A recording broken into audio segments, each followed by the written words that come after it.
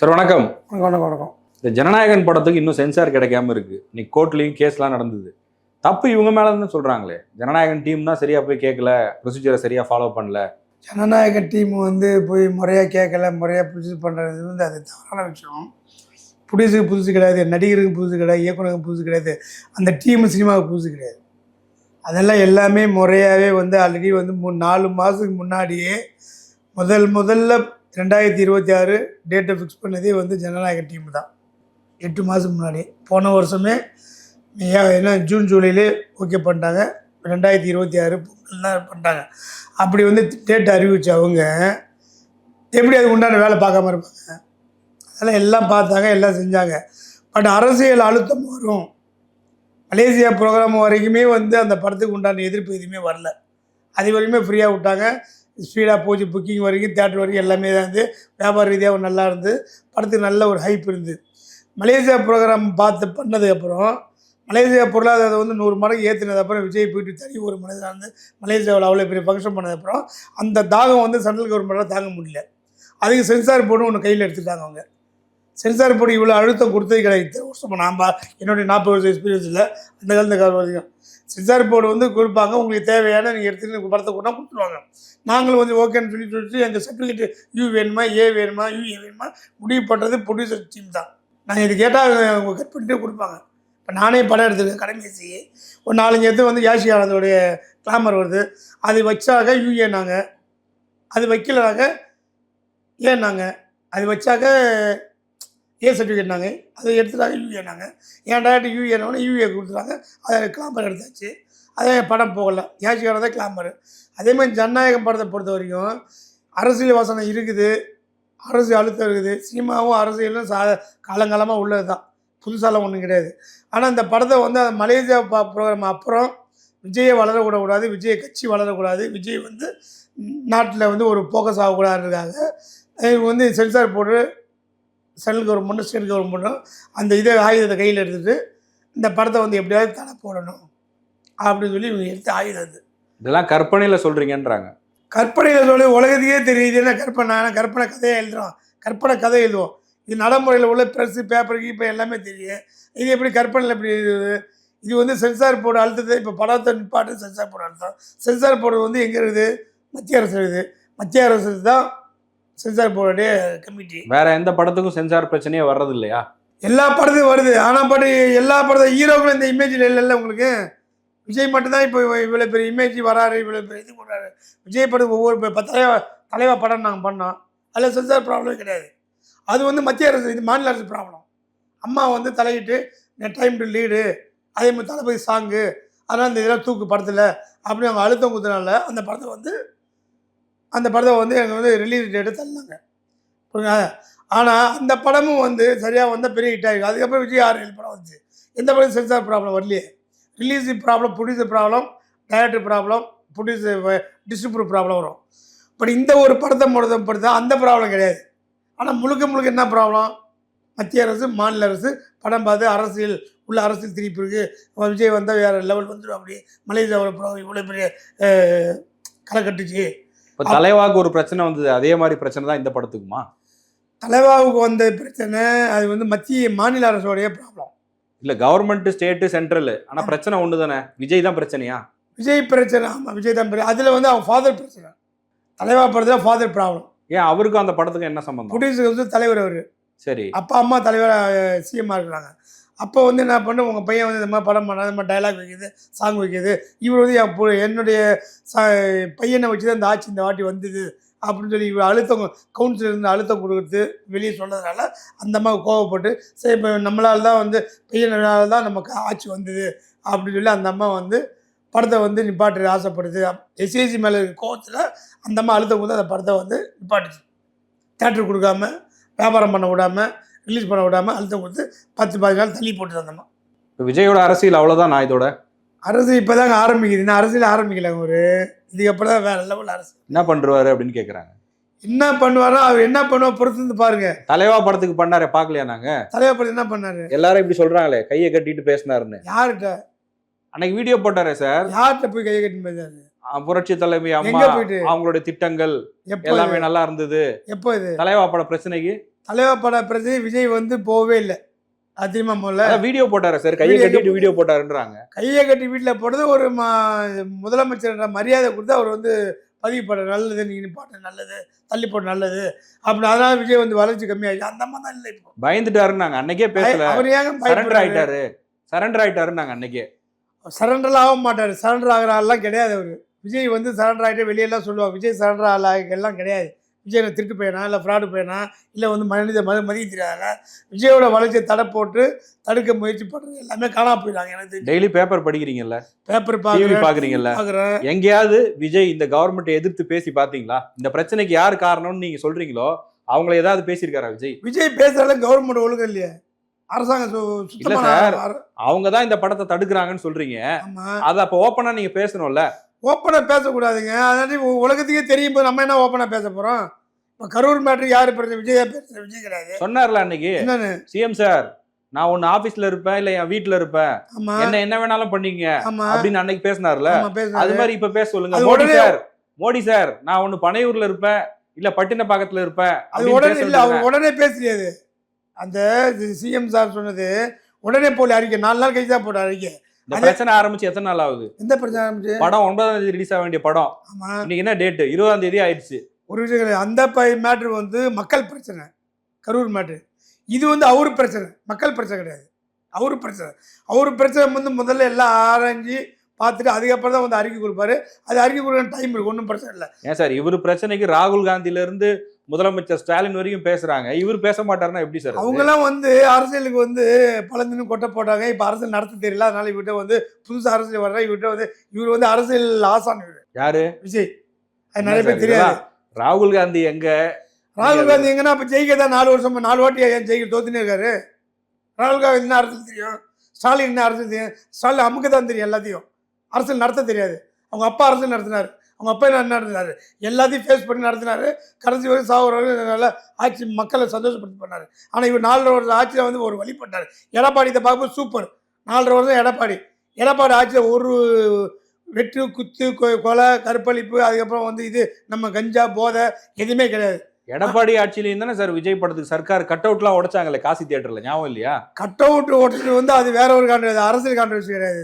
அது ரசிகர்களுடைய கான்ட்ரவர்சி, ரசிகர்களுடைய அது வந்து அரசியல் கான்ட்ரவர்சி. அதிமுக தொண்டர்கள் தான் சார் போய் உடைச்சாங்க கட் அவுட். அதிமுக தொண்டர்லாம் உடைய மாட்டாங்க. அதிமுக தொண்டர்னா அந்த ஜெயலலிதா இருந்த அந்த தாகம் வந்து உடைச்சு பார்த்தவரை விஜய் மேலே தனிப்பட்ட காழ்ப்புணர்ச்சி எதுவும் கிடையாது. எனக்கு தெரிஞ்சு என்னுடைய நான் பார்த்த அனுபவத்தில் எனக்கு 55 வயசு ஆகுது. நான் 40 வருஷம் சினிமாவில் இருக்கேன். விஜய் மேலே தனிப்பட்ட காழ்ப்புணர்ச்சி தனிப்பட்ட கோவம் யாரும் கிடையாது. இந்த படத்தை பொறுத்துக்கு ஜனநாயகத்தை முழுக்க வந்து கெடுத்தது ஜனநாயகத்துக்கு மத்திய அரசு மாநில அரசு தான் கெடுத்தாங்க. சரி சார், விஜய் மேலே எடப்பாடிக்கோ இல்லை அதிமுக கோவம் இல்லைன்னா இந்த ஜனநாயகன் படம் பிரச்சனைன்னு தெரியுது. ராகுல் பேசுகிறாரு, ஸ்டாலின் பேசுகிறாரு, அத்தனை தலைவர்கள் பேசுகிறாங்க. எடப்பாடி ஒரு வார்த்தை கூட சொல்லியே, ஏன் அவங்க கூட்டணி கட்சி கோச்சுக்கோன்னு அவர் பேசலையா? கூட்டணி கட்சி கோச்சிங் இல்லைங்க, அதெல்லாம் இப்போ பேசக்கூடாது. பேசினா வந்து ஏன்னா கரூர் விஷயம் ஒன்று சிபிஐ மேட்ரு போயிட்டு இல்லை. கரூர் மேட்ரு போகும்போது அரசியல்வாதி உள்ளே வந்து ஆளை குரல் கொடுத்தா இன்னும் வந்து விஜய் மாட்டி விட மாதிரி கணக்கு வரும். இவங்கெல்லாம் குரல் கொடுத்தா இவ்வளோ ஆதரவு வச்சு பேச சொல்லி மாட்டேன். அதனால் விஜய் வந்து யாரும் எனக்கு குரல் கொடுக்க வேணாம், நான் பார்த்துக்கிறேன், நான் ஃபேஸ் பண்ணிக்கிறேன்னு சொல்லி தான் அவர் 2-3 வாரம் டெல்லி போயிட்டு வந்துட்டார். டெல்லியில் போய்ட்டு அவர் கரெக்டான பதில் கொடுத்துட்டு வந்தார். அந்த பதில் அவங்களும் வந்து முறையாக ஏற்றுக்கிட்டு சரி ஓகே ஜனநாயகத்தை ரிலீஸ் பண்ணார் வேலை பார்த்து சொல்லி அனுப்பினா. அப்புறம் தான் இன்றைக்கி கோர்ட்டு கேஸ் வந்து 20ஆம் தேதி கோர்ட்டு கேஸ் வந்துருக்கு. அது தனி ஒரு நீதிபதி டைம் கொடுன்ட்டுருக்காங்க, இல்லைனா அது ரிசர்வ் கமிட்டி அனுப்புன்றாங்க. பட் அது நடந்து அதிகமாக இன்னும் ஒரு மாதம் 1 மாதம் ரிலீஸ் ஆகிடும். எலெக்ஷனுக்கு முன்னாடி ரிலீஸ் ஆகிடும். எப்படி சார் இப்போ இன்னைக்கு வரைக்கும் தீர்ப்பு தெரியல என்ன ஆகும்னு? இதுக்கப்புறம் தீர்ப்பு வந்தாலும் இன்னும் ஒரு 2 வீக்கெண்டு தான் இருக்குது. அந்த 2 வீக்கெண்டு மிஸ் பண்ணிட்டா எலெக்ஷனுக்கு முன்னாடி ஜனநாயகன் வாய்ப்பே இல்லைன்னு சொல்கிறாங்களே. யார் சொல்கிறது? சினிமாவில் இருக்கவங்க தான் சொல்கிறாங்க. சினிமாவில் இருக்கிறது தேட்டருக்காருக்கும் படம் வேணும், தேட்டருக்காருக்கு படம் கிடையாது. அந்த படத்துக்கு எந்த பிரச்சனையும் கிடையாது அரசாங்கத்தை தவிர. புரியுதா? அரசாங்கம் என்ன கேட்குறா அதுக்கு அரசாங்கம் கேட்கறத கொடுக்குறது அந்த டீம் ரெடியாக இருக்கிறாங்க. இல்லை படம் ஓடுமான்னு கேட்குறாங்க. ஏன்னா இப்போது இன்னும் ஒரு வாரத்தில் 2 வாரத்தில் 10th 12th பப்ளிக் எக்ஸாம் வருது. அதுக்கப்புறம் எலெக்ஷன் இருக்குது. எங்கேருந்து ஓடும் படம் ஓட வேணாங்க. ரிலீஸ் ஆனே ஹிட்டு தாங்க படம், ஓடி தான் ஹிட் ஆகணும் கிடையாது. அது வந்து ஜீவா இப்போ படம் ஓடுது, டிடி ஓடுது, படம் சூப்பர் ஹிட் அந்த படம். ஏன்னா படம் இது இல்லாதனால படம் சூப்பர் ஹிட்டு. அதை விட சூப்பர் படம்லாம் ஜீவா படம் வந்தது, அதெல்லாம் ஓடலை. ஏன்னா அப்போ டேட்டு சரியில்லை. அதனால் வந்து அந்த படத்தையே இந்த ஒரு கிரேஸ் இருக்கும்போது இருக்கும்போது ஜனநாயகன் ஒரு எதிர்பார்ப்பு இருக்குது, பயங்கரமாக மாஸ் இருக்குது, கிரேஸ் இருக்குது. அது இன்னும் குறையல. இன்னும் தடை போடுறதுனால இன்னும் 100 மடங்கு அது வந்து எகிரி தான் நிற்கிறதே தவிர கவுந்து இல்லை. அதனால் அதெல்லாம் ஒன்றும் பிரச்சனை இல்லை. படத்துக்கு பெரிய ஓப்பனிங் இருக்கும், பெரிய எதிர்பார்ப்பு, பெரிய தேட்டர் கிடைக்கும். சோலோ வந்து சிங்கிள் அடித்து மாஸ் பண்ணுவோம் அப்படி விஜய். டவுட்டே கிடையாது. அவருக்கு இருக்கு. இப்போ அரசியலுக்கு வந்திருக்காரு, அரசியல் ரீதியாக வர பிரச்சனைகளை கூட படம் ஓட வைக்கிறதுக்காக யூஸ் பண்ற மாதிரி தானே இருக்கு. அப்போ படம் ஓடணும். இப்போ என்ன அரசியல் பேசினார் அவர் இந்த லாஸ்ட் 1 மாசத்துல? ஏதாவது அரசியல் பேசினாரா? அரசியல் யாருமே பேச மாட்டாங்க. அரசியல் பேசுகிறவங்க எல்லாமே அத்தனை பேர் தோற்றுருக்காங்க. விஜயகாந்த்லேருந்து யார் அரசியல் ஜெயிச்சிருக்காங்க? வைகோலேருந்து என்னத்தை ஜெயிச்சுக்காரு? யார் அரசியல் பேசாமே ஜெயிச்சிருவாருன்றீங்களா? பேசாமல் மௌனங்க சாதிக்கிற அத்தனை பேருமே ஜெயிக்கிறதுல பெரிய ஆள். பேசி வீணாக போகிற அத்தனை பேரும் வீணாக போயிட்டாங்க. இன்னி வரும் காலங்களும் இப்போ இருக்கிற காலங்களும் பேசுகிறவன் தோத்துடுறான், பேசாதவன் ஜெயிச்சிடறான். அதுதான் இப்போ உள்ள அரசியல். அதில் விஜய் வந்து மாஸ், அது டவுட்டே கிடையாது. இப்போ இன்னொரு பக்கம் அந்த ப்ரொடியூசர் தரப்புலேருந்தே சொல்லியிருக்காங்க கோர்ட்டில், ஓடிடி அமேசானில் கொடுத்துருக்காங்க படம், தேட்டரில் வரலன்னா அவங்க ஒரு டேட் சொல்லியிருப்பாங்கல்ல ஓடிடிக்கு, அந்த டேட்டும் இப்போ லேட் ஆகிற மாதிரி இருக்கு. அவன் வந்து சட்டப்படி அவனும் மூவ் பண்ணுவேன்னு சொல்கிறான். ஓடிடிலாம் கேன்சல் பண்ணிட்டாங்களே, வேணான்ட்டாங்களே. ஜனநாயக படம் யாருமே வாங்க வேணாம், யாருக்கு கொடுக்கலாங்க இல்லை வாங்கிட்டாங்களே, அமேசான் வாங்கி. அதெல்லாம் ஒன்றும் கிடையாது. அமேசான் ரீஃபண்ட் பண்ணுவாங்க. அதெல்லாம் இந்த Amazon, Netflix, satellite, Hindi, overs, இதெல்லாம் இந்த மாதிரி படங்களுக்கு ஒரு பெரிய விஷயமே கிடையாது. புரியல? ஏன்னா அவங்களுக்கு இது எல்லாமே வந்து இந்த டீம் பண்ண தப்பு கிடையாது. இது அரசாங்கம் பண்ணுறது வேலை, அரசியல் பண்ணுற வேலை. ஸோ இதுதான் படம் வேணால் எடுத்துக்கோ, எல்லாம் கொடுறான்னா காசு திருப்பி கொடுத்தா விட்டு கேன்சல் போயின்னு இருக்க போகிறான். ஸோ அதெல்லாம் இந்த படத்துக்கு தடங்கள் கிடையாது, தடையும் கிடையாது. இன்னொரு விஷயம் சொல்கிறாங்களே, இந்த ஜனநாயகன் படத்தோடைய ப்ரொடியூசரே விஜய் தான், அவர் பணம் உள்ளே போட்டிருக்காரு. அதெல்லாம் உண்மை. விஜய் தான். விஜய் வந்து 60%. விஜய் சம்பளத்தை விட்டு விட்டாலே படத்துக்கு என்னங்க? இப்போ விஜயோட சம்பளத்தை ஷேராக உள்ளே போட்டாலே அவர் தானே ப்ரொடியூசர். விஜயோட சம்பளம் ஒன்று இருக்குல்ல, இந்த படம் அவரோட படம் தானா? விஜயோட சம்பளம் ஒன்று இருக்கா இல்லையா? அந்த விஜய் சம்பளம் உள்ளே வந்தாலே ஷேர் தானே அவர். ஜீவா இப்போ டிடி பண்ணிக்காரு, டிடின்னு ஒரு படம் இப்போ பண்ணி ஓடிட்டுது. அந்த படத்தை ஜீவா வந்து ஒரு ஷேர் ஹோல்டர் தான். அது ஜீவா தான் முழுக்க ப்ரொடியூசர் சொல்ல முடியுமா? நானே ஒரு படம் எடுத்தேன், கடமைசின்னு ஒரு படம், எஸ்எஸ்ரூவா ஷேரிங்லாம் உள்ளே வந்தா அப்படி. அது எஸ்எஸ்ரூவா படம் சொல்ல முடியுமா? அதே மாதிரி விஜய் வந்து இந்த படத்தை சம்பளத்தை விட்டு கொடுத்தாலே விஜய் ஒரு ஷேர் தான். இல்லை முழுக்க விஜய் ப்ரொடியூசர் இல்லை, விஜய் ஒரு ஷேரு. அதனால் வந்து விஜய் ஒரு ஷேரு. அது விஜய் வந்து அதை பற்றி கவலைப்படல. இன்னொன்று, இவங்க வந்து இந்த படத்தை தடை போட்டாலும் இதே மாதிரி ஜனநாயகம் 10 ஜனநாயகம் அந்த டீம் எடுக்கும். இதே இந்த ஜனநாயகத்தை என்ன பிரச்சனை பார்த்தாச்சுல, இப்போ ஒன்றுமே இல்லை. இதே படத்தை திருப்பி எடுப்போம், இதே டைரக்டர், இதே ஹீரோ, இதே ப்ரொடியூசர். நேராக போய் பாம்பேயில் சென்சார் வாங்கி படத்தை ரிலீஸ் பண்ணி போயிட்டே இருப்போம். பாம்பேயில் போய் சென்சார் வாங்கிட்டு படத்தை ரிலீஸ் பண்ணி போயிட்டே இருப்போம். இவங்க யாரும் எதுவும் தடை போட முடியாது. பாம்பேயில் சென்சார் பண்ணாலே ஸ்டேட் சுப்ரீம் கோர்ட் ஆர்டர் தான் அது. சுப்ரீம் கோர்ட்டில் வந்து இதெல்லாம் செல்லாது. ஸ்டேட் கவர்மெண்ட் இது செல்லாது, சென்ட்ரல் கவர்மெண்ட் இது செல்லாது. விஜயோட அப்பாவும் அமைதியாக இருக்காரு. பையனுக்கு இவ்வளோ பிரச்சனை வருது, சைலண்டாக இருக்காரு. அவரெல்லாம் பேசாமல் தான் நல்லது. பேசாமல் இருக்க தான் பெட்ரு. பேசினாங்க பிரச்சனை பெருசாகும். ஸோ அதனால் மலேசியாவில் போனாங்க. அவங்க குடும்பம் யார், விஜயோட மாசு என்ன அப்படின்னு சொல்லி அங்கே போய் அவங்க அப்பா போனார், அவங்க அம்மா போனாங்க, பாட்டு பாடினாங்க. ரஜினிகாந்த் போய் ஃபுல் பண்ண முடியாது ஸ்டேஜ், கமலஹாசன் போய் ஃபுல் பண்ண முடியாது ஸ்டேஜ். தனி ஒரு மனிதன் ஒரு விஜய் போயிட்டு அவ்வளோ பெரிய பொருளாதாரம் ஏற்றி அவ்வளோ பெரிய ஊருடைய கிரௌடையும் காட்டி அதை இந்தியா ஃபுல்லாக தாக்கத்தை கொடுத்து இன்றைக்கி வந்து விஜய் இருக்கிற மாசுக்கு இதெல்லாம் கம்மியான பிரச்சனை தான். இதெல்லாம் ஒரு பிரச்சனையே கிடையாது. விஜய் மாச தமிழ்நாட்டில் தானே சார் காமிக்கணும், மலேசியாவில் காமிச்சு என்ன பண்ண போறாரு? அவங்கள ஓட்டு போட போறாங்க. மலேசியா அந்த மாதம் அங்கே உள்ள மக்கள் ஃபுல்லாக அங்கே தான் போய் தமிழை முக்கால்வாசி செட்டில் ஆனது அங்கே தான். அங்கே உள்ளவங்க தான் ஃபோன் பண்ணி சொல்கிறான். இப்போ ஒன்றுமே இல்லை. இப்போ நம்ம ஊர்லேயே பாருங்கள், கரூர், அதர், மதுரை, திருச்சி, கன்னியாகுமரி சைடில் பாருங்கள், ஃபோன் பண்ணி விஜய் ஓட்டு போடணும், இல்லைன்னா நாங்கள் வீட்டில் இருக்க மாட்டோம், வீட்டை விட்டு ஓடி வந்துடுவோம் அப்படி வெறித்தனமாக இருக்கிறாங்கல்ல. இங்கே உள்ள பெற்றோர்களில் அங்கே மிரட்டுறாங்க, சொந்தக்காரன் மிரட்டுறான், விஜய் தான் ஓட்டு போடணும் அப்படின்னு. அங்கே உள்ளவங்க போகும்போது விஜய் ஓட்டு போடணும், இல்லை நான் வீட்டில் இருக்க வீட்டை விட்டு ஓடி போட்டுடுறாங்க. ஸோ இங்கேயே இந்த இதுன்னா அப்போ மலேசியா வந்து முக்கால்வாசி தமிழர்கள் இருக்கிற ஏரியா. மலேசியா, சிங்கப்பூர் அந்த அங்கே கவர் பண்ணால் ஆட்டோமேட்டிக் இங்கே அசால்ட்டாக வந்துடலாம் ஈஸியாக. பிரச்சாரத்துக்கு மலேசியா தான் போவாரா? மலேசியா இங்கே வருங்க பிரச்சாரத்துக்கு. அவருக்கு இவரே மலேசியா போகணும். மலேசியா போயிட்டு வந்துட்டாங்க பிரச்சாரத்துக்கு. ஆடியோ ஃபங்க்ஷன் போய் பிரச்சாரம், கட்சியை வளர்த்த மாதிரி ஆகிப்போச்சு, ஆடியோ ஃபங்க்ஷன் பண்ண மாதிரி ஆகிப்போச்சு, படத்தோடைய ப்ரொமோஷன் அங்கே வச்சு ஸ்டார்ட் பண்ண மாதிரி ஆயிடுச்சு. விஜய் மதுரைக்கு வரல, மயிலாடுதுறைக்கு வரலன்னு சொல்லிட்டு இருக்காங்க. நீங்கள் மலேசியாவுக்கு போனதை சொல்லிட்டு இருக்கீங்க. மயிலாடுதுறை மலேசியா மயிலாடுதுறையும் இதுவும் இங்கே சென்னையில் தாங்க இருக்குது. இப்போ நான் வந்து மெட்ராஸ்காரன், நல்லா கேட்டுங்க. நான் மதுரைக்காரன் போய் பார்க்க வேண்டிய அவசியம் இல்லை, திருச்சிக்காரன் போய் பார்க்க வேண்டிய அவசியம் இல்லை, கோயம்புத்தூர்காரன் போய் பார்க்க வேண்டிய அவசியம் இல்லை, இல்லை ஈரோடுக்காரன் போய் பார்க்க வேண்டிய இல்லை. எல்லாமே இங்கே வராங்களே, நான் தான் எல்லாத்தையும் இங்கே பார்த்துட்டேன். நான் எதுக்கு அங்கே போகணும்? இதுவே தனி பயணம். அது எல்லாம் இங்கே வந்து பார்க்குறாங்க, இங்கே வந்து பார்க்குறாங்க, பேசுகிறாங்க, ஆதரவு கொடுக்குறாங்க. இது போதாத ஊராக போனால் தான் ஓட்டு வருமா? ஒரு இடத்துல உட்காந்து ஓட்டு வாங்க முடியாது. எம்ஜிஆர் ஒரு ரூமுக்குள்ளேருந்து ஓட்டு வாங்கலையா? விஜய் இந்த அளவுக்கு நீங்க தூக்கி எம்ஜிஆர் இருக்கு, எம்ஜிஆர் ஒரு ரூமுக்குள்ளேருந்து ஓட்டு வாங்கலையா? படுத்தினே ஓட்டு வாங்கலையா? உட்காந்துனே ஓட்டு வாங்கலையா? அதுக்கு முன்னாடி எத்தனை முறை அவர் போயிருக்காரு, மக்களை சந்திச்சிருக்காரு. மக்களை அந்த சந்திச்சிருக்காரு. முதல் தேர்தலையோ அவர் படுத்துட்டே ஜெயிச்சாரு. அதே மாதிரி அந்த ஜென்ரேஷனுக்கு அவர் அப்படி வந்தார். இந்த ஜென்ரேஷனுக்கு இப்போ விஜய் பண்ணுறது தான் மாஸ், விஜய் பண்ணுறது தான் கிரேஸ்.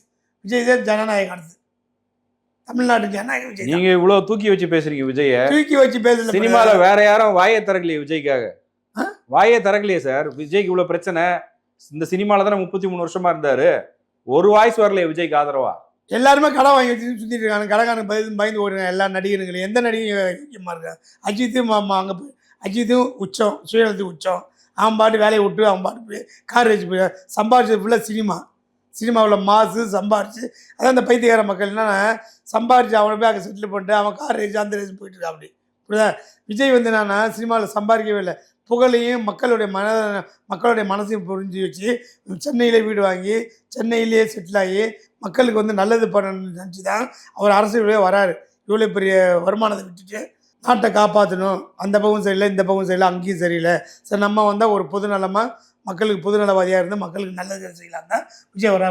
அப்படி வரவனை வந்து தடுக்கும்போது அப்போ எந்த நடிகை வந்து ஆதரவு கொடுப்பாங்க? அப்போ வந்து நீ விழுந்தா நீ தான் ஏஞ்சி ஒன்று காப்பாற்றிக்கணும், நான் விழுந்தா நான் தான் வந்து ஏஞ்சி என்ன காப்பாற்றிக்கணும். பட் இது வந்து அவங்க காப்பாற்ற இவன் காப்பாற்ற நான் வந்து என்ன அப்போ வந்து நான் வந்து நான் என்ன பண்ணுறேன்? இதே மீடியா அவர் ஆதரவு குதா இவர் ஆதரவு குதா இவர் ஆதரவு குதா இவரோட ஆதரவு தான் இவர் வாழ்றாரு தவிர இவர் சுழற்சியா தனிப்பட்ட முறையில் எதுவுமே ஆதரவு இல்லை விட்டுற.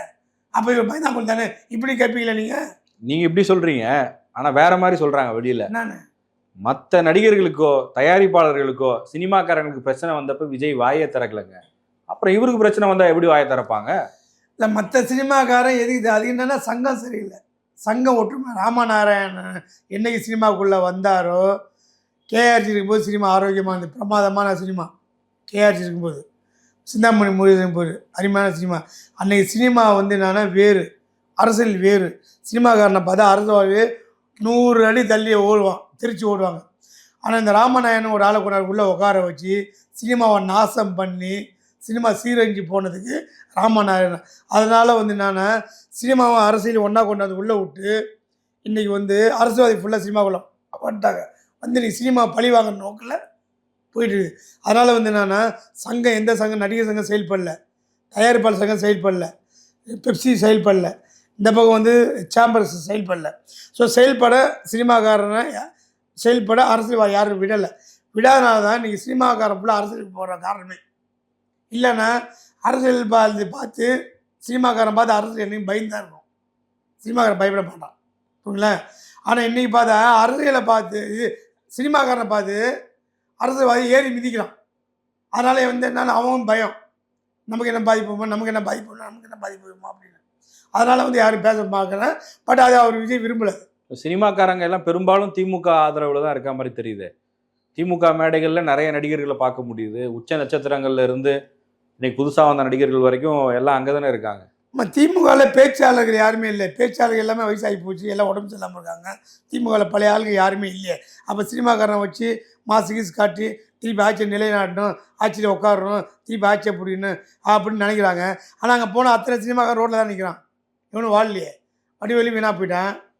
என்ன இந்த வாகை சந்திரசேகர் ஒருத்தந்தார், அவர் எங்கே இருக்காருன்னு தெரியல.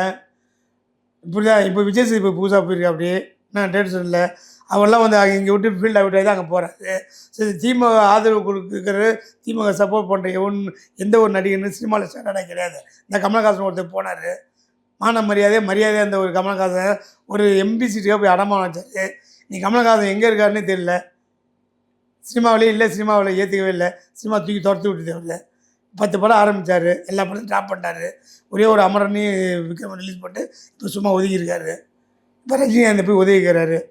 திமுக வந்து அவர்கிட்ட உதவி கேட்டால் இவர் போய் ரஜினிகாந்த் உதவிக்கிறாரு.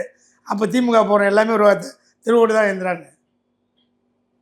நிலையான நிலைப்பாடு நிலையான வசதியாக கிடையாதுல்ல. அப்போ திமுக நம்பி போகிற எல்லாமே திமுக தான்.